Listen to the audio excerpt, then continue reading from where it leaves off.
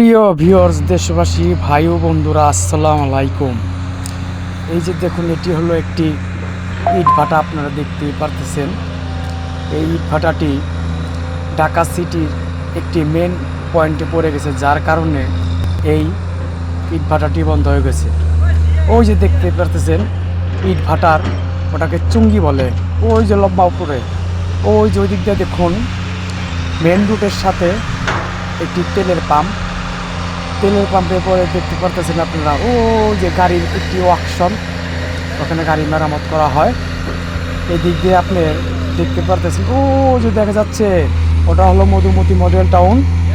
এই দিক দিয়ে এইখান দিয়ে তো চলে গেছে তুরাগ নদী। আর এটা কি, এটা হলো ইট ভাটার মালিক। শুনেছি এই বছর হঠাৎ করে বন্ধ হয়ে যাওয়ার কারণে অনেক টাকা লস খেয়েছে।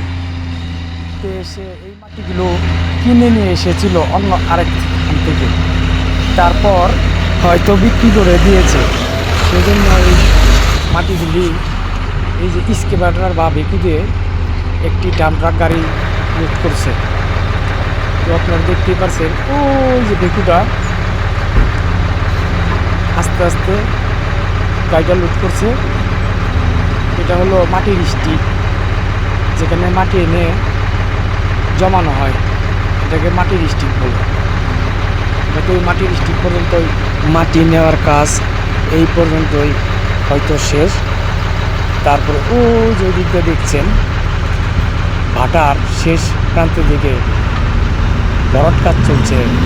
হয়তো এখানে ভরট করে মিল ফ্যাক্টরি বা ওয়ার্কশপ হয়তো কিছু দিতে পারে। এই যে দেখতে পারতেছেন আপনারা পয়েন্ট থেকে গাড়িটা বের হয়ে যাচ্ছে। তো বন্ধুরা, আপনারা আরেকটা জিনিস খেয়াল করুন, ও যে দেখুন স্কেভাটার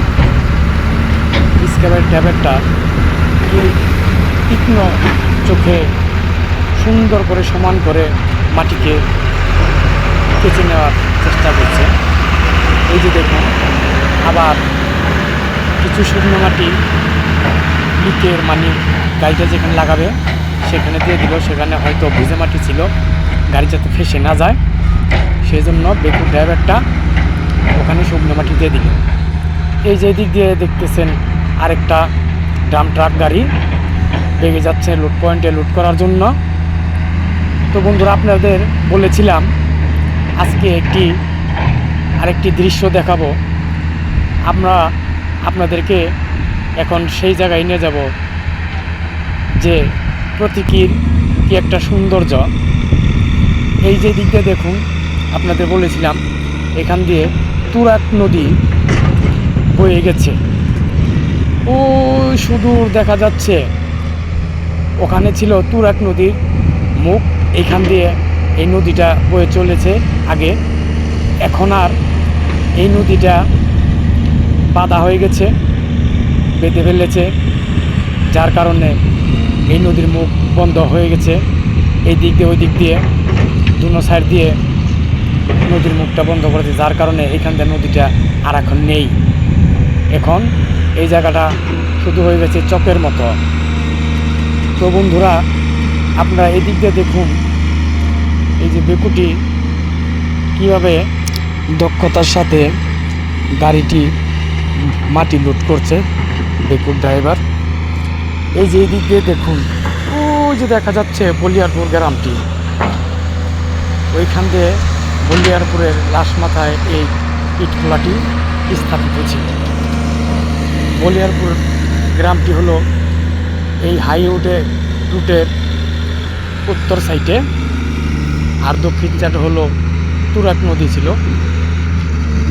এই যে দেখুন আপনারা কি সুন্দর করে বেকুর ড্রাইভারটি দক্ষতার সাথে গাড়িটি লোড করছে। তো বন্ধুরা, আজকে আপনাদের আরেকটি দৃশ্য দেখাবো।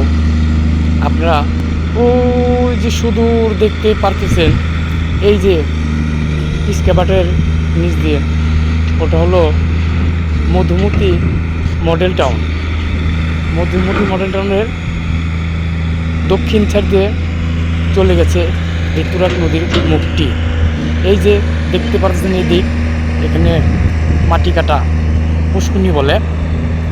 তো ওই যে ওটা লক্ষ্য করুন, পুষ্কুনির মাঝখান দিয়ে ওই সুদূর একটি বাড়ির মতো দেখা যাচ্ছে। হয়তো ওটা একসময় একটি হাঁসের ফার্ম ছিল চকের মাঝখানে।